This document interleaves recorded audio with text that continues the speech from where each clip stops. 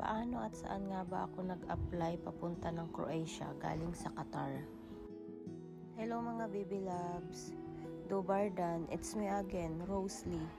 Nagtatrabaho bilang isang housekeeping dito sa Croatia.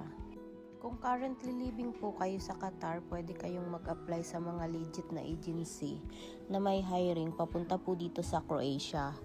But make sure po na legit yung agency na pag-a-applyan nyo para hindi po kayo ma-scam. Ugaliin po nating palaging mag-check at magtanong-tanong para malaman natin kung legit yung ating mga agency na pinag-a-applyan. Mas mabuti po kasi yung nag-iingat. Ayun lang po mga baby loves. Kung may mga katanungan kayo, pwede kayong mag-comment dyan sa baba. At pag may time ako, gagawan ko ng video para masagot isa-isa yung mga katanungan nyo. Salamat, bye!